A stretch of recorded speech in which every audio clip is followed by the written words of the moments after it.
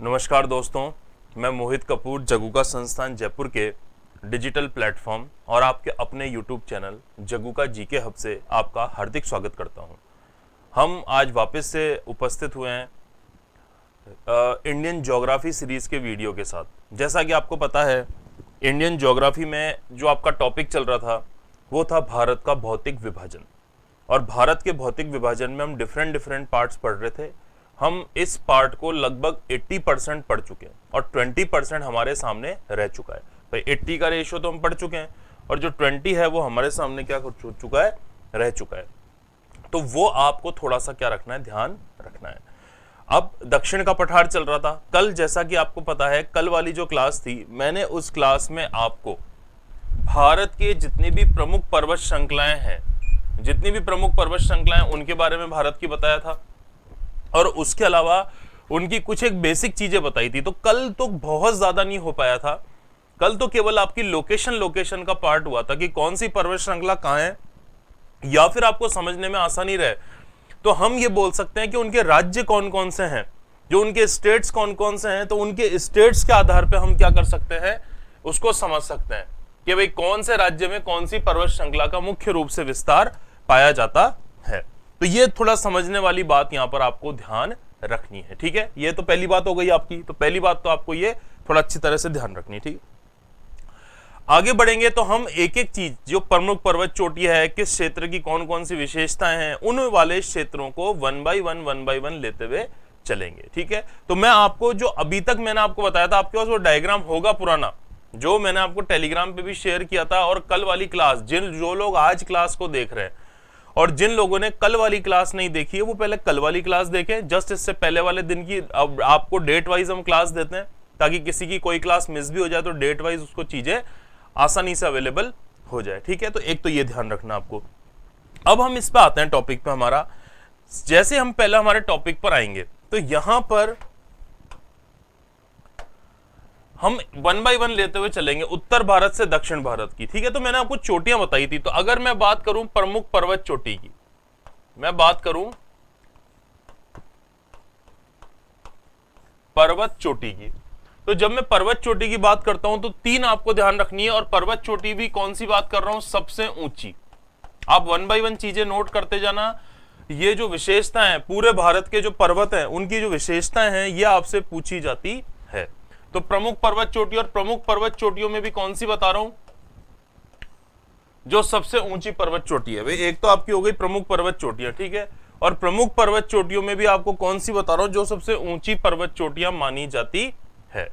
तो इनमें सबसे पहले जब हम प्रमुख पर्वत चोटियों में देखेंगे तो जो पहली चीज हमारे सामने आती है कि उत्तर भारत के उत्तर भारत की सबसे ऊंची पर्वत चोटी कौन सी है, ठीक है। तो फिर हमारा नाम यहां पर आता है K2। ये मैं आपको पहले भी जब हिमालय पढ़ाया था तब भी आपको इसमें मैंने समझाया था। K2 बोल देंगे, या इसको हम बोल सकते हैं गॉडविन ऑस्टिन। K2 भी कह सकते हैं, या फिर इसको क्या बोल सकते हैं, गॉडविन ऑस्टिन कह सकते हैं। ये वर्तमान में कौन से क्षेत्र के अंतर्गत आएगी, लद्दाख। वैसे तो POK में आती है, पर उसमें भी कौन सा क्षेत्र, अब इससे चूंकि एक राज्य का टूट के 2 केंद्र शासित प्रदेश बने, तो वर्तमान में ये किसके अंतर्गत आएगी, लद्दाख के अंतर्गत आएगी, ठीक है।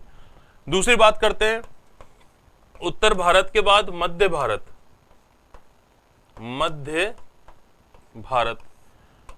तो मध्य भारत की जो सबसे ऊंची चोटी, अच्छा ये भी आपसे पूछता है कि जो उत्तर भारत की सबसे ऊंची चोटी आपकी है, ये K2 या गॉडविन ऑस्टिन। ये आपकी जो K2 और गॉडविन ऑस्टिन वाली चोटी है, ये कौन सी पर्वत श्रृंखला में पड़ेगी, तो हिमालय श्रृंखला।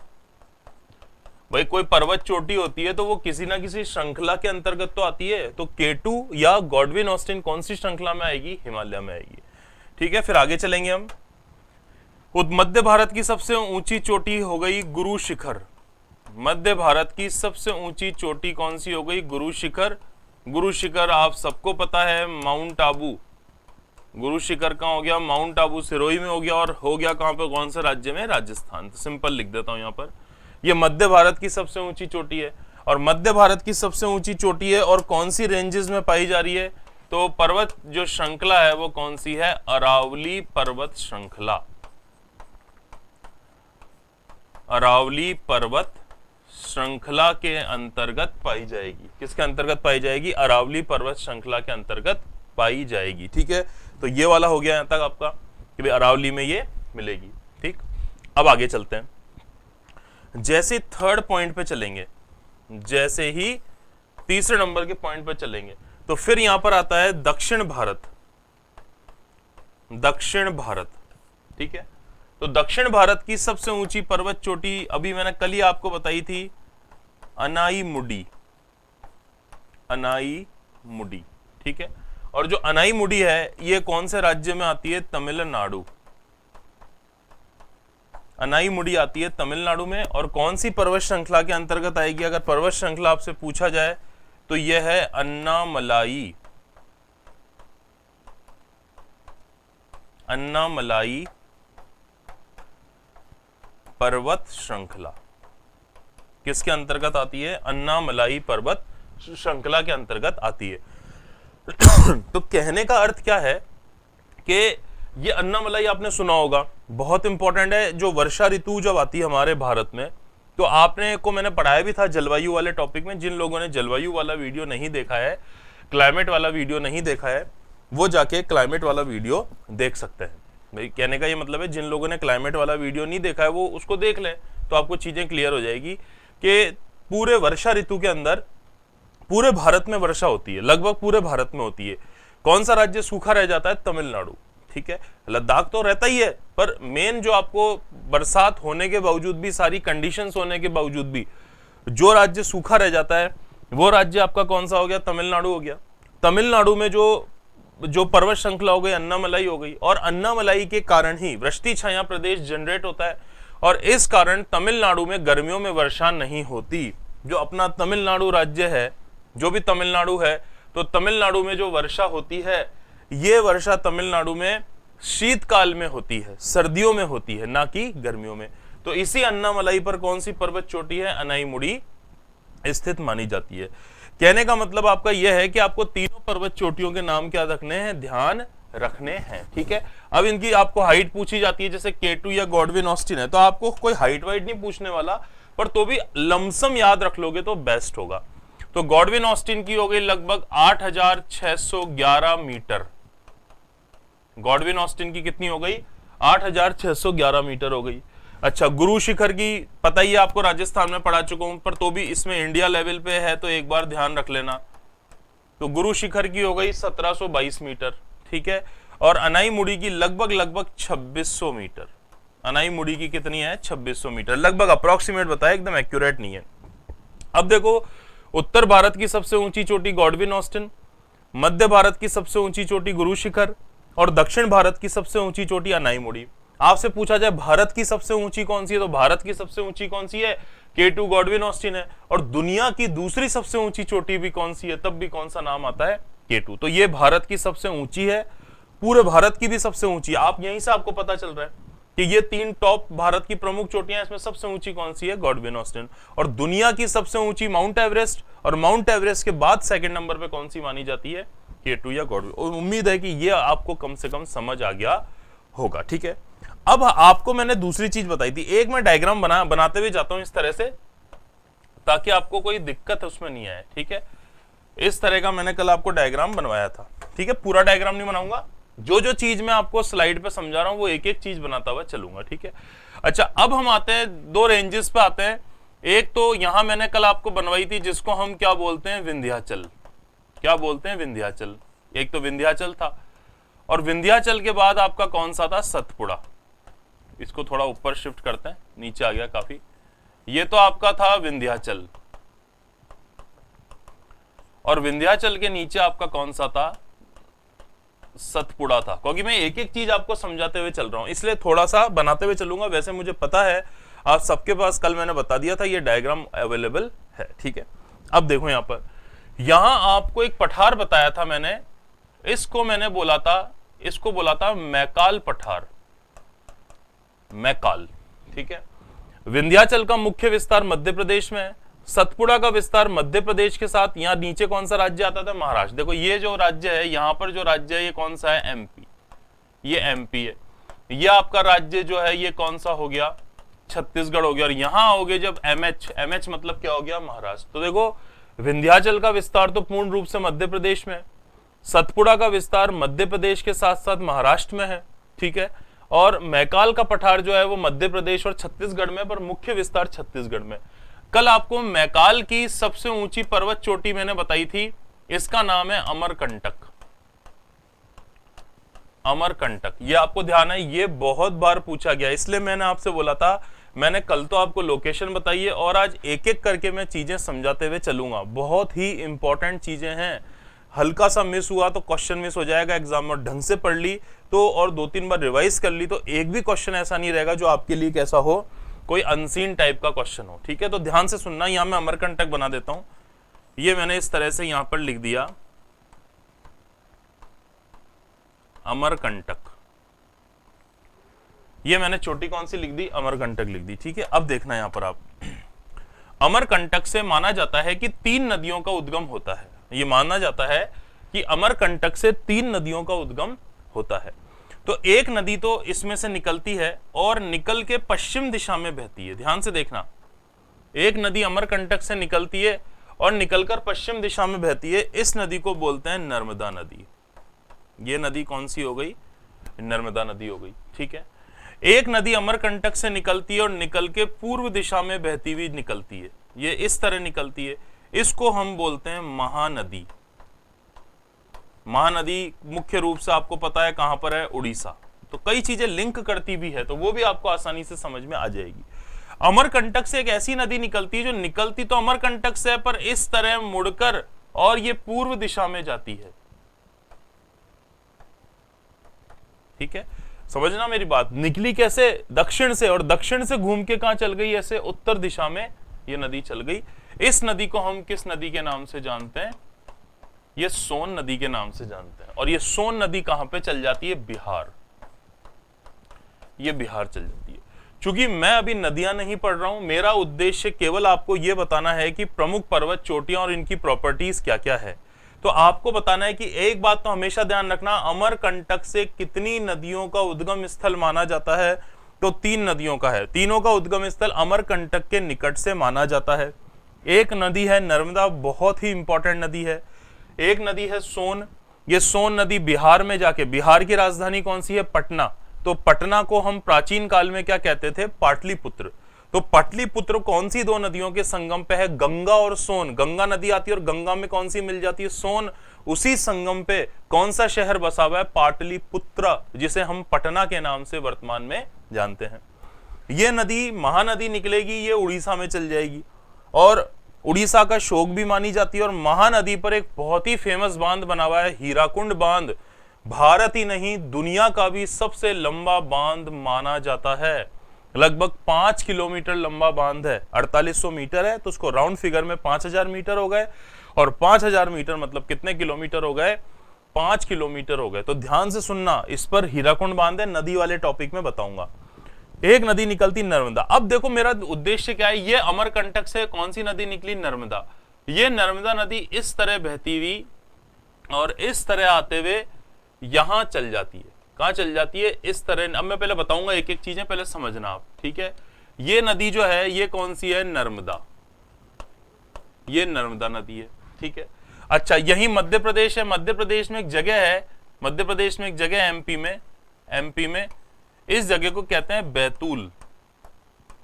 आप देखोगे बैतूल डिस्ट्रिक्ट है मध्य प्रदेश में, यहां मध्य प्रदेश बैतूल से एक नदी निकलती है और इस तरह बहते हुए ये चल जाती है। इस नदी का नाम है ताप्ती। क्या नाम है, ताप्ती नदी है।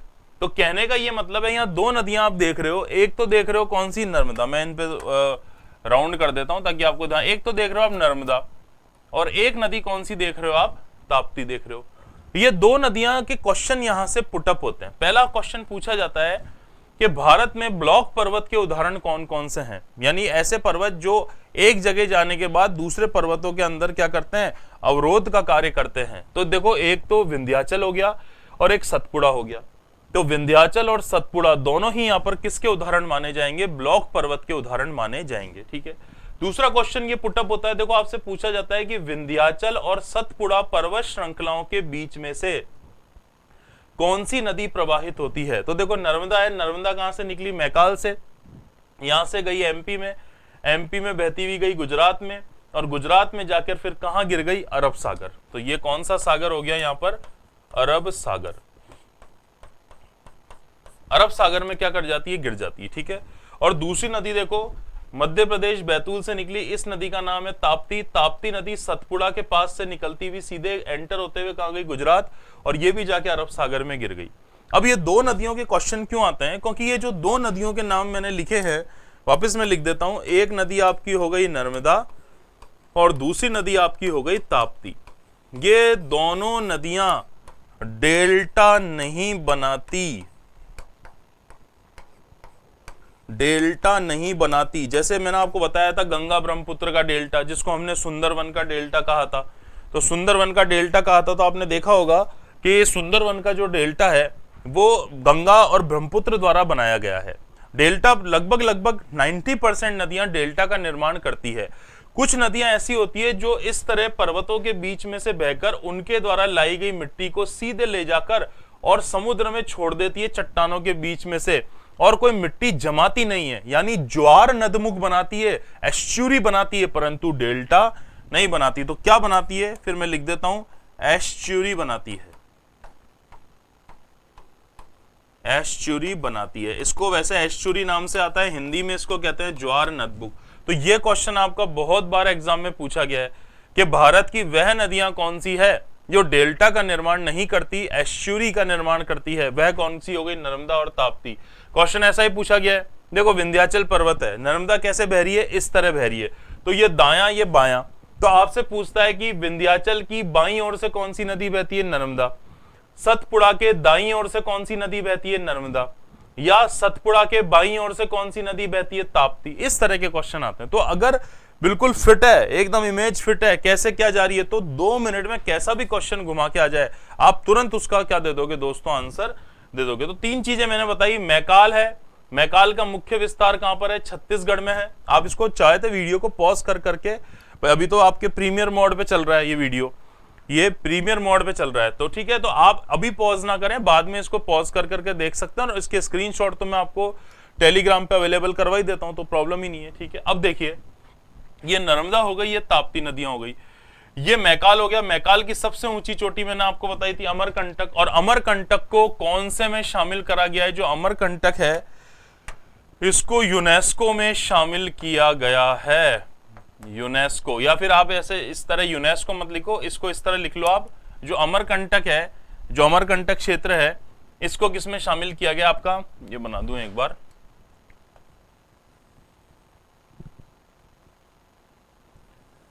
जो अमरकंटक है ये इसको क्या बनाया गया? बायोस्फीयर रिजर्व, जिसमें हम कहते हैं जैव मंडल आरक्षित क्षेत्र। इसको क्या कहा जाता है? जैव मंडल आरक्षित क्षेत्र के नाम से जाना जाता है, ठीक है। तो थोड़ा सा आपको चीजें ध्यान रखनी। तो ये तो मैंने अभी आपको 2-3 चीजें ये बताई, ठीक है। 1-2 मैं और बताता हूं। यहां तक तो आ गया, इसका भी स्क्रीनशॉट ध्यान रख लेना, ठीक है। अब देखो आगे आएंगे, ठीक है, आगे आएंगे। तो यहां पर हम एक पर्वत श्रृंखला की कल बात कर रहे थे, जिसको हमने क्या बोला था? सह्याद्री, ठीक है। जब भी सह्याद्री का नाम एग्जाम में आता है तो हमेशा आपके सामने एक मुख्य राज्य आना चाहिए, और यह राज्य कौन सा है? महाराष्ट्र। जब भी हम सह्याद्री का वर्णन करें, जब भी हम सह्याद्री बोले, तो वहां आपको यह चीज एकदम क्लियर हो जानी चाहिए कि सह्याद्री का मुख्य विस्तार कहां पर है? महाराष्ट्र में है। या फिर हम पश्चिमी घाट को भी कई बार सह्याद्री बोल देते हैं। सह्याद्री की सबसे ऊंची चोटी जो बताई थी, सह्याद्री की सबसे ऊंची चोटी, तो इसकी जो सबसे ऊंची चोटी आपको बताई थी फर्स्ट नंबर की, ये तो थी कलसूबाई। ये बहुत बार एग्जाम में क्वेश्चन पूछा गया है कि सह्याद्री की जो सबसे ऊंची चोटी है वो कौन सी है? तो सह्याद्री की सबसे ऊंची चोटी कलसूबाई है। और सेकंड नंबर पर जाएंगे तो दूसरी सबसे ऊंची जो हिल स्टेशन भी है वो कौन सा है? महाबलेश्वर। तो एक तो ये दो तो आपको कल ही नाम याद हो गए थे, तो इसमें तो कोई बहुत बड़ी बात नहीं है, ये तो आपको याद होने ही चाहिए कि सबसे ऊंची चोटी कलसुबाई है और दूसरी सबसे ऊंची चोटी कौन सी है, महाबलेश्वर है। और महाबलेश्वर ऐसा स्थान है, इसके बारे में बता देता हूं, यहीं से कृष्णा नदी का उद्गम होता है। कृष्णा नदी का उद्गम स्थल माना जाता है। जो महाबलेश्वर है, महाबलेश्वर कहाँ स्थित है, सह्याद्री में, दूसरी सबसे ऊंची चोटी है। और यहां से कौन सी नदी का उद्गम स्थल माना जाता है, आपकी कृष्णा नदी। कौन सी नदी हो गई, कृष्णा नदी का उद्गम स्थल माना जाता है। इसी तरह से सह्याद्री रेंज में आते हैं तो यहां पर एक शहर पड़ता है नासिक। नासिक में एक पहाड़ी है त्रयंबक पहाड़ी। नासिक में एक पहाड़ी है, बहुत ही सुंदर जगह। नासिक में जब नासिक सिटी से प्रॉपर नासिक की तरफ जाते हैं तो नासिक में एक जगह है जिसको त्रयंबक पहाड़ी कहते हैं। त्रयंबक पहाड़ी भी किसका हिस्सा है, सह्याद्री का हिस्सा है। और यही त्रयंबक पहाड़ी से गोदावरी नदी का उद्गम स्थल है। गोदावरी नदी का उद्गम स्थल, गोदावरी नदी का क्या माना जाता है, उद्गम स्थल यहीं से माना जाता है। और जब इसी सह्याद्री में आओगे, आप इसी सह्याद्री में आओगे, ठीक है, तो यहीं पर आपको दो दर्रे मिलेंगे जिनके बारे में मैं डिटेल से बताऊंगा। एक तो मिलेगा थाल घाट, थाल घाट, ठीक है, और एक कौन सा मिलता है, भोर घाट। कौन सा हो गया, थाल घाट हो गया, और कौन सा हो गया, भोर घाट हो गया, ठीक है। तो जैसे नासिक को, मुंबई को नासिक से, मुंबई को पुणे से जोड़ने वाले, तो महाराष्ट्र में जब आप जाते हो इधर से उधर तो आपको बीच बीच में पर्वत श्रृंखलाएं पड़ती है। उन पर्वत श्रृंखलाओं को आपको क्रॉस करना पड़ता है। उन पर्वत श्रृंखलाओं को क्या करना पड़ता है, क्रॉस करना पड़ता है। तो वहां पर दक्षिण भारत के दो इंपॉर्टेंट दर्रे पड़ते हैं। यहाँ पर थाल घाट, आप बताना, कमेंट में बताओ कि कौन सा किसको जोड़ता है, ताकि आपको कुछ चीजें आनी चाहिए, ठीक है, कि थाल घाट किस किस को जोड़ता है और जो भोर घाट है वो किस किस को आपस में कनेक्ट करता है या आपस में जोड़ता है। तो ये इसके क्या हो गए, मुख्य रूप से दर्रे हो गए। और यहीं से सह्याद्री जब बंद होती है तो सह्याद्री का ही जो अंतिम पॉइंट है, सह्याद्री का ही जो एक्सटेंशन है, ये आपको कौन सा क्षेत्र स्टार्ट हो जाता है, कोंकण क्षेत्र। सह्याद्री का ही जो विस्तार माना जाता है, मैं लिख देता हूं, सह्याद्री का जो विस्तार माना जाता है, ये विस्तार कौन सा क्षेत्र माना जाता है, कोंकण क्षेत्र माना जाता है। और कोंकण क्षेत्र जब मैं बोलता हूं तो मेरे दिमाग में दो राज्य तो मुख्य आने चाहिए, महाराष्ट्र और गोवा, और थोड़ा सा एरिया मेरे सामने किसका आना चाहिए, कर्नाटक का आना चाहिए। तो ये कोंकण और सब समझाऊंगा। दक्षिण भारत का पठार में बहुत चीजें समझने लायक है, इसलिए मैं इस टॉपिक को कल भी कंटिन्यूएशन में करूंगा। ये टॉपिक कल भी कंटिन्यू रहेगा और कल इसके बारे में और चीजें हम क्या करेंगे दोस्तों, पढ़ेंगे, ठीक है। तो आज इतना जो आपको बता दिया, ध्यान रखिए। एक आपको पहले बता रखा है, जो लोग रजिस्टर्ड वर्तमान कैंडिडेट हैं जगुका के, तो उनको एक जो नंबर है, कल भी मैंने बताया था, 9214269992, ये जो फोन नंबर है, इस पर या तो आप फोन कर दो या मैसेज कर दो, जैसे भी आपकी इच्छा है। क्योंकि अभी 2-3 दिन में जब आपका जो ऐप पे, क्योंकि यहाँ से लाइव क्लास बंद करनी पड़ेगी यूट्यूब से, सीधे सारी क्लासें ऐप पर शिफ्ट होगी, तो फिर आपको यहाँ पर दिक्कत आएगी, फिर आप देख नहीं पाओगे, फिर आप एंड टाइम पे बोलोगे हमारी दिक्कत आ रही है। इसलिए बेटर है कि आप जगुका के अगर वर्तमान स्टूडेंट है, अगर भी ओल्ड हैं या न्यू स्टूडेंट हैं, तो उनको तो जो फीस जमा करा के ऐप पे रजिस्ट्रेशन कराना है, वो तो लिंक उनको भेज दिए जाएंगे 2 दिन में। बट अगर आप करंट स्टूडेंट हैं, जगुका पे करंट पढ़ रहे थे, तो आपको ऐप फ्री में दिया जा रहा था। तो इसके लिए आपको इस नंबर पे फोन या मैसेज करना है, अपना नाम, अपने पिताजी का नाम, भाई नेम हो गया, आपका फादर्स नेम हो गया, उसके बाद आपका कोर्स हो गया, आपने एडमिशन कब लिया था, ठीक है, ये सारी डिटेल आपको इस पर लिखनी है या आपको नोट करवानी है। तो हम आपको यहाँ से अकाउंट क्लियर करवा देंगे और आप उसको फ्री में जो ऐप है उसको देख सकते हैं, ठीक है। तो दोस्तों इसी के साथ मैं विदा लूंगा, मैं कल आपसे वापस मिलूंगा। तब तक के लिए दोस्तों आपका बहुत बहुत धन्यवाद।